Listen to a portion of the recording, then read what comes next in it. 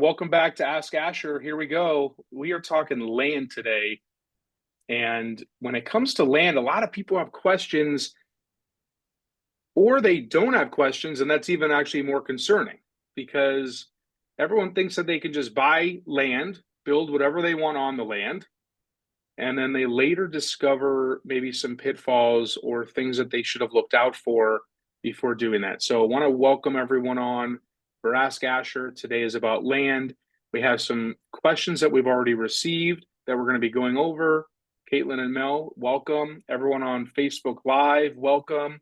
And I know that it is only 12:03. Everyone's getting their lunch to come to Ask Asher. So we did have some registered guests coming on. So as they come on, we will invite them in and let them in. So let's do this real quick here. We are going to do a screen share. And we're going to go to our preview here. All right, perfect. All right, can everyone see this okay? Thumbs up or yes, perfect. Yep. The reason we wanted to focus on land is because a lot of people have started noticing that house prices are where they are, inventory is where it's at, and they just haven't been feeling like they can get what they want. So the other option for people is to build what they want. And if it's something that already exists somewhere, but they want it on a larger piece of land, they want to have some more space in between where they are and their neighbors are, this is an option in the Phoenix Metro Valley, in the northern areas like Prescott or Flagstaff, and so forth. So, some of the questions that we're going to be reviewing today: is the land graded and ready to build on, or will there need to be some prep work, right? And this is something that every land buyer should be asking themselves going into this, right? So we're going to be going over that. Who handles surveys? What is a survey and the site prep? Does the land have access to water, electricity, sewer, or gas? These are really important questions to be asking in the due diligence period for every land buyer. And what are some financing options for land? Because most people think that there are none and they feel like they need to come up with all the cash. And there are some financing options. So we're going to be going through some of these things right now. Buildable versus non-buildable land, right? So we want to make sure that the zoning is appropriate for what you're looking to use the land for. This is such a key ingredient. Some individuals want to have farmland, they want to have a house built on it, they have cattle, they have horses, and we have to make sure we understand what it's zoned for and getting with the city and the municipalities and doing so. And then it goes into access. There has been a real story that I'm going to share with you today in regards to access, and we're going to come back to that. But is there an actual road going to the actual property that you're looking to purchase? And is there anyone else's land in between the land that you're looking for and where they live? So we have to make sure of those things: topography and soil, right? We have to make sure that what you want to build can be built on that soil. All right. Permits, working with the county or city, making sure that what you want to build can be built, and just making sure that it is doable. And traditionally, everything could be doable, but there could be a cost associated with it. And if the cost is too high, then it's sometimes not worth it. And it's better to look for another piece of land. And some people just move forward with that land because they know that for whatever reason, that location is what they want and that's what they're going to get. So we want to look out for these things as we're looking for land. It's not just this is a good size lot and we're going to build our dream home or our ranch. We're going to have to look into some things before doing that. So we talked about utilities. Some pieces of land already have some or all utilities running to that property, and that's fantastic. If someone already did that upfront work, then that could be sold as a premium because of that. but we want to make sure we know what's in the area and what is reasonable in the area. There have been times where we're selling land for clients and it is in a rural area. There is no major electric company running their electric lines to this land. So, how are those homes functioning with electricity? It's typically solar or it's propane, gas operated. And without the solar and without the propane, that light bulb is not turning on, it's not working. So we have to understand, are we going super rural area or are we going somewhere that might already have a lot of the utilities to that property ready to go? Okay. Road access and easements. So I mentioned I'm going to share a story. Imagine this is a real story. Thankfully, it didn't happen to any of our clients, but it has happened in the past. You buy a piece of land, it's where you want it, it's the right price point. You start getting your architect and builder involved with designing this dream property. And you later find out after you close on the property and you're ready to start building that in order to get to the property, like the time that you might have gone to the property in the past, you actually were on someone else's land and not your own land.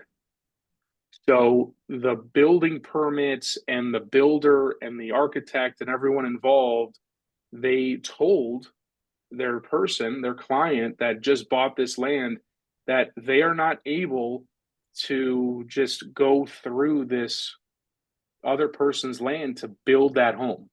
So everything had to stop, time out, and the owner of this land had to go to the neighbor and work out a deal in order for them to start building their dream. What happens if that easement was not granted? What happens if that neighbor did not want to give the easement to you in this situation? You just bought that land, you're putting time and energy in building this dream, and you don't have the ability to do. In that case, in that example, they worked out a deal, everything was fine. Now, this doesn't always happen in rural areas. This could happen in the Phoenix metro market because that's where that example came from, in an area that a lot of homes have already been developed. And this was something that was not checked out during their due diligence period. So we want to make it very clear that we have to make sure that there's access and easements in play to make sure you could do what you want to do. Zoning restrictions and future city plans. It's really important, especially in the rural areas, even though it's rural right now, that doesn't mean that the future doesn't hold something there. And if there's a way to get to the city manager and see if there's anything in play in the master plan around where you're looking to purchase land, to see if there's anything that has been brought up or future plans associated with either residential or commercial, agricultural, the whole nine yards, because they might have things in play behind the scenes that you're just not aware of. And as the population continues to grow in Arizona, that's a big key indicator that we have to be looking out for. And these are things that you want to make sure you're aware of. Now, in some rural areas in northern Arizona, they don't necessarily have an HOA, but they have a POA. It's similar. It doesn't have as many of the restrictions, but we want to look out for POAs, HOAs, CCNRs. There could be CCNRs that are not associated with a HOA, but there are city guidelines that you have to follow. And we want to make sure that you're following those things. So if you have a specific need in regard to buying land and how you're using that land, make sure you're looking at those CCNRs and making sure that what you're wanting to do is allowed. All right. And the nice part of due diligence period, and we're going to get to that in just a moment, is you have a lot of time. You have 30 days versus like a house, you traditionally have 10. So there's enough time to get the surveys and enough time to go through things. We also want to make sure that, if there are any flood zones on that property, you know where they are and how you can overcome those. Fire zones is a big thing right now. Getting insurance for rural property is not as always easy as getting insurance, homeowners insurance for a home in the valley in a master plan community. And if there's any protected areas around the land that you're buying, that's usually something that a lot of clients are looking for. If there's protected areas, that means no one's going to be developing on that land. And that's something that you want to know about. So we mentioned due diligence, and this is out of the Arizona Association's land purchase contract. And again, 30-day inspection period window. You can ask for more. You can not utilize all if you don't want to, but it's standard and defaulted in there. But there's a couple things I wanted to point out today. And if anyone ever has any questions, obviously feel free to just engage. Put up your hand, unmute, have the conversation. Let's go into it.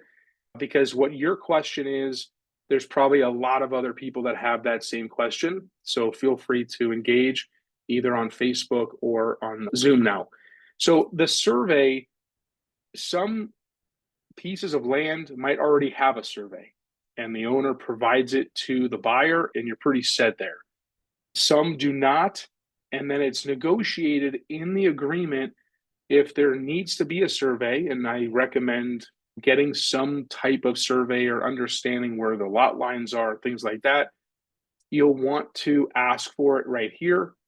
And it's part of that due diligence period. And you can also split the cost of that survey. You could put it on the seller. You could take it on as the buyer. Again, it's all negotiable, but just take note that you're going to want to get some documentation taken care of so you're aware of what's going on with that land. And then there's some different instructions for the survey here. So you can get very technical in regard to the type of survey you want. And we talked about utilities before. So if the water is not coming from the city or town, the well, what type of is it?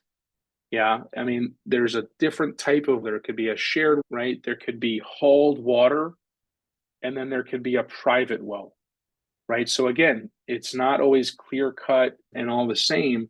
And you'll want to be just aware of the different types of wells that they exist. And if there is an existing, how is it producing? Is it pumping enough per gallon, per minute? What do those rates look like? And getting together with a professional plumber that knows wells, they know how to test for them, they know what's going on, just to make sure you have enough water.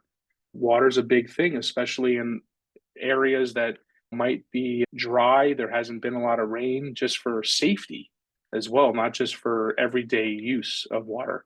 So you'll want to be just looking out for these things. And let's see here. So these are some red flags or deal makers that we've come up with so people are aware. If there's no legal access to that property, that could be a red flag. It is a red flag. And how do we address it?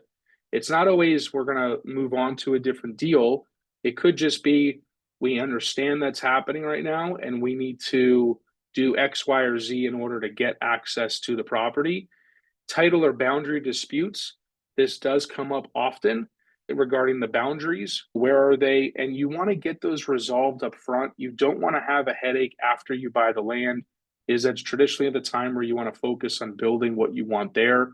So making sure that all of that is clean, clear, expectations are met.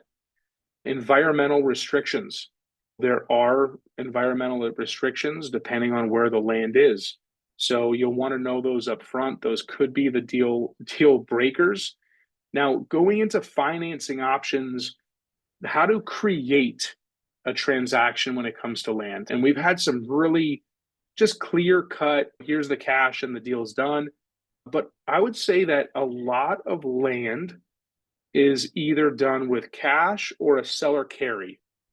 And the seller carry option is really dependent on the buyer and the seller.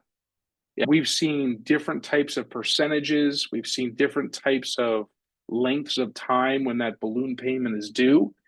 And there are things like construction loans where there's options out there where you're not just buying the land itself, but you're also forecasting what the build cost would look like.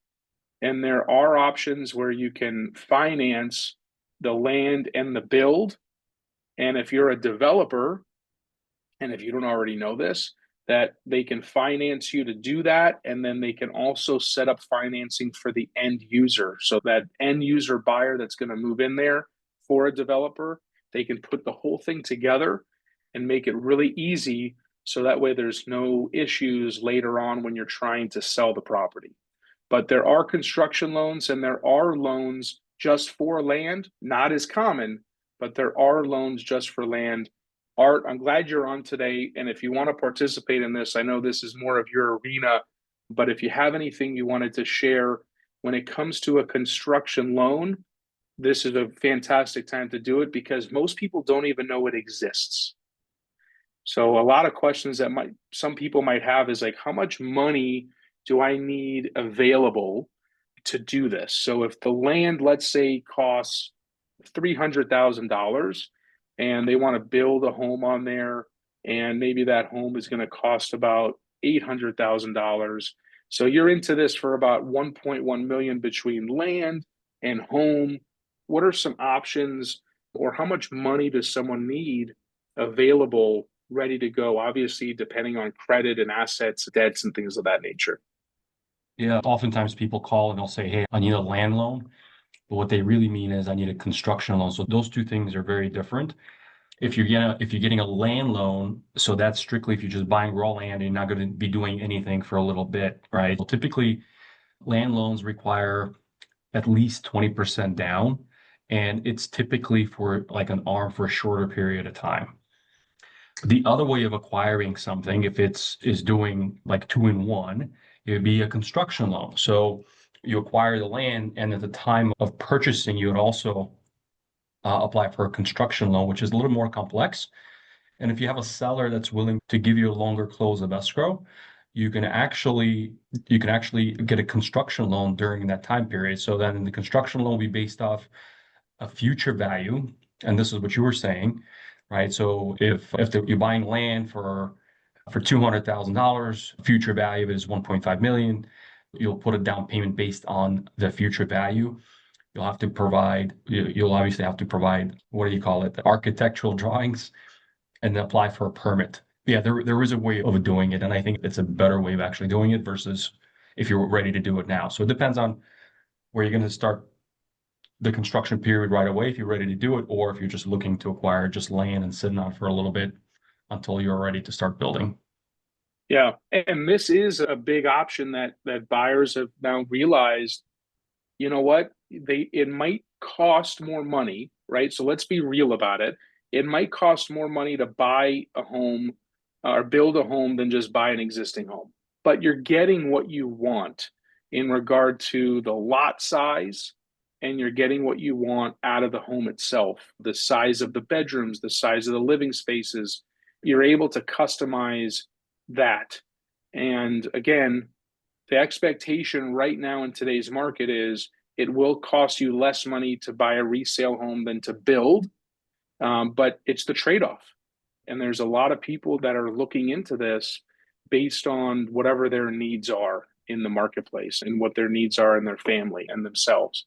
So it is something that we do specialize in it. We help a lot of people with this. And that's really on the buyer side of things. When it comes to the sale side of it, we like to prep our land owners in preparation to sell their land.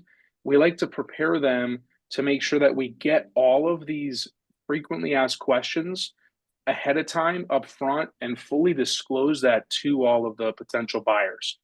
Because if we're able to overcome any objection or hurdle, and we can make it really clear to any buyer out there that this is a good fit for them, then let's make it happen. And we notice a lot of the time land is put on the market. A potential buyer has questions in regard to what they can build and how they can use the land and where the barriers are or where the lot lines are. and the owner might have owned this land or inherited this land for years ago. Like they don't know. Yeah, they'll say there should be some stakes up from 20 years ago. Who knows if they're still up? Some of these landowners don't even maybe live anywhere near where this land is. So if we're able to get a survey done, we always encourage that so we can have those things ready and easily available as part of the marketing of the property. This has helped so many landowners out there. And then once you have all of the information based things, a lot of the times, because it's just raw land, the marketing is not really done flavorfully. It's just a cell phone picture of someone like standing in the middle of nowhere taking a picture. Sometimes they're actually just taking a Google Earth or a Google image of the land and putting it on the MLS, right? That doesn't really paint the whole picture. So I brought an example for us today of how we've marketed land and successfully sold land. And was it because of this what I'm about to show you? Maybe, but maybe not.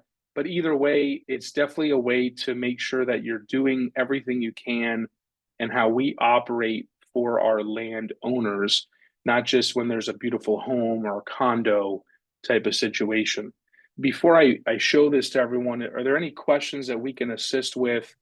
Are there any questions out there in the chat or anything else that we want to mention before we show this video?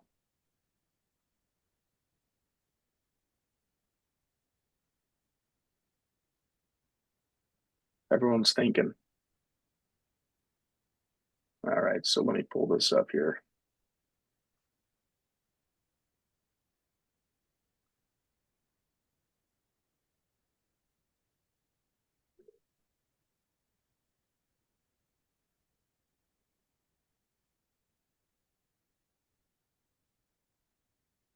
So this is that example of how we can make it a little bit more flavorful, a little bit more of an understanding of what's around the land, what's the land about.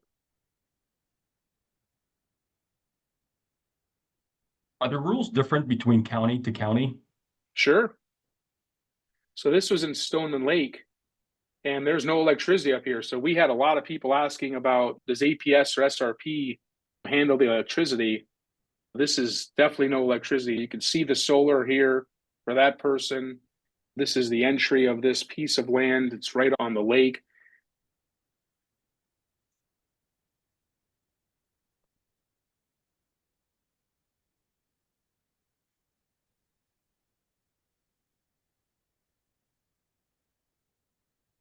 So just helping someone, I think what that did for a lot of potential buyers is it reached them in a different way than just a random photo near the lake. And it showed them a little bit more of, is it highly populated? There's not a ton of properties around there, a lot of houses or cabins, close proximity, right, to the water. And then we can provide them other information about what's Stoneman Lake about and where is Stoneman Lake. If you're not familiar, it's off the 17 going east. This is before you get to Munns Park, right? A little bit after like the Sedona exit, but you're around that Sedona exit going west, but you're going east. If you're familiar with Happy Jack, going towards Happy Jack on the eastern side of that northern Arizona area, tranquil, beautiful place. People didn't even know about it, but when showing in that video, it made people start realizing like that is an opportunity for them that they never knew about. And the questions start coming in, and then their creative minds start going, what size house can I put there, or things of that nature. And just having that information available is huge. And a lot of those homes or those properties don't already have septic ready to go. When you're buying raw land, you have to account for a large expense, 30 grand plus, of having septic put in, right? For that particular property, the water, there was water ready to go to the property, but septic was already in for that listing. So why we were priced higher than the average was because the septic was already in. It was a brand new system. And that was a piece that most people were like, why are you asking so much more than everyone else? Well, that was a piece of it. And we ended up getting really close to what we're asking for because of that. Did that owner try to build himself? And then what was the story on that? Great question. So that owner was someone that originally was like, hey, we have a family dream to buy up there, build up there, and just have our family come during different times of the year, Thanksgiving, Christmas time, holidays, long weekends, and enjoy it as a family. Life happens, and that dream ended up shifting into another direction because some family were not going to utilize it, or not everyone was staying around, and that just went in another direction. So that's how that one worked out. I looked at some lots up north, and I'm always skeptical about buying just raw land without any utilities because of the headaches of bringing the utilities over and then putting in the septic tanks. And but obviously, in my humble opinion, I think it's just worth buying and paying a little more, but I haven't have it ready. Yeah, I mean, it depends on what the goal is. And if it's already there, the headache, the city permitting, the count, dealing with the county, a lot of the question marks go away. So that's why they should get a premium for that piece of land. But again, going back to what you're saying, I think your feelings of it's scary is very common. It's very common because there's so many things that could go wrong. There's so many unknowns. And that's why you have a month. Or if you need more, most sellers are open to it. But that's why that exists, because you can have the time to work with the professionals and make it happen. Very good. Yeah, I was gonna say, Asher, do you give resources or assistance to people like getting all of those utilities and things together? Because I'd be like, I don't know what to do. No, thank you. Yeah, yeah. So a lot of the resources that you're going to need or someone's going to need, we have available when it comes to the plumbers and checking, reassuring that the wells are working, or if you need to drill for a well. There are some unknowns to that, right? Because once they start drilling, they have an approximate how deep they need to go, but that could get more expensive. Just like when building a home, there's a budget and things could come up during the process.